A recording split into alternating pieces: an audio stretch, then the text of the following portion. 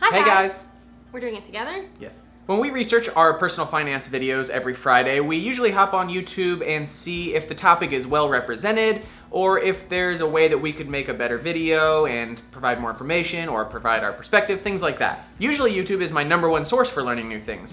Unfortunately for personal finance, I can't say that's the case. That's because about 90% of the videos are scams. And for some reason, YouTube can't distinguish between quality content and get-rich-quick pyramid schemes. We definitely take for granted that we know how to invest in the stock market. And we've made a few videos about it in the past, but that hardly makes a dent in the thousands of scumbags that are just preying on confusion and misinformation. Investing in the stock market is both unbelievably simple, As easy as setting up an automatic transfer from your bank account, and undeniably complex. To see just how complex, go back and watch the video of a live show where I tried to explain the stock market to Lauren's sister, and I just stumble all over my words. It was hilarious. Pretty much. All that to say, we need to make more videos about investing for beginners, even if we've already done it in the past. So today we're going to do that, except with a little bit of a twist. Rather than trying to explain the entire stock market in one video, we're going to break it down into simple steps and give you links in the description where you can go read more about each step. Let's start with what you came here for. This is how we invest in the stock market.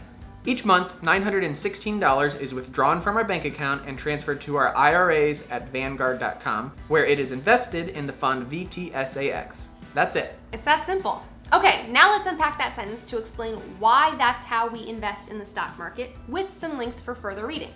Each month, we invest $916 in our retirement account. Why exactly that much? That's because $5,500 per year is currently the maximum set by the IRS for individual retirement accounts. $5,500 for 2 people, divided by 12 months, $916.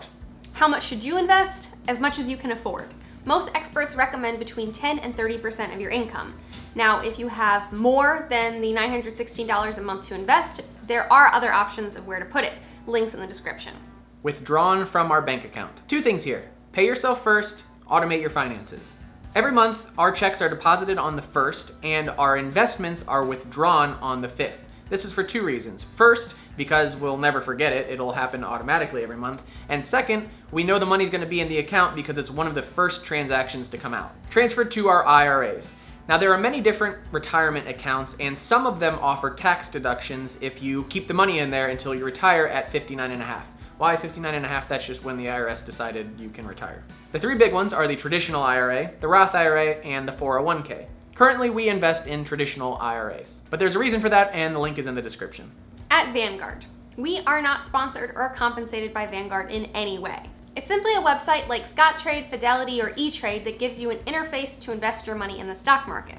Except the fees at Vanguard are much lower because it's client-owned instead of stockholder-owned. More links in the description about why that's so important and why Vanguard is so unique. Invested in the fund VTSAX. Okay, this is the important part, and it's definitely the most complicated, but you need to understand this before you invest your own money. You need to know the difference between a stock, a mutual fund, and an index fund. Basically, it boils down to this. Buying a stock is like owning a part of a single company, and that's very risky because that company could go bankrupt tomorrow and you could lose all your money. Mutual funds make this a lot less risky because there's a person who is picking hundreds of different companies for you to invest in all at once. That's good. The bad part is they charge you a hefty fee for this service, and since they're human, they can't actually predict the future, so the companies they're choosing might do well or they might do horrible. But still, since there's hundreds of them, if one company were to go bankrupt, no big deal. Index funds also invest in a lot of companies at once, but they follow a very specific set of rules without any human intervention. A lot less sexy, but research has shown that index funds outperform mutual funds when you take into account things like human error and the expensive fees. And that is why we invest in VTSAX. So to quickly recap, never buy individual stocks, even if you think the new Apple Watch is going to revolutionize the world. Buy mutual funds if it's your only option or if you don't agree with index investing. And finally, invest in index funds if you want the simplest, lowest fee method of investing in the stock market. Before you get started, there are a few things to keep in mind. There are no guarantees in the stock market. You might lose money in the short term, even in index funds. Don't invest in the stock market if you need your money any sooner than 5 or 10 years. Read a little about something called asset allocation.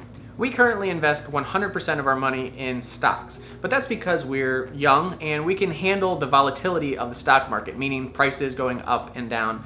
making money, losing money day by day. If you can't handle that, or if you're nearing retirement age, definitely look into adding some bonds into your mix. Hope that helps. Please read the links in the description about each of these topics because we intentionally glossed over a few things just to give you a investing for beginners in a nutshell type video. Also, be sure to like, comment, and share this video so that YouTube knows to put it in place of all those scams that are currently coming up in the search. Bye guys. Bye.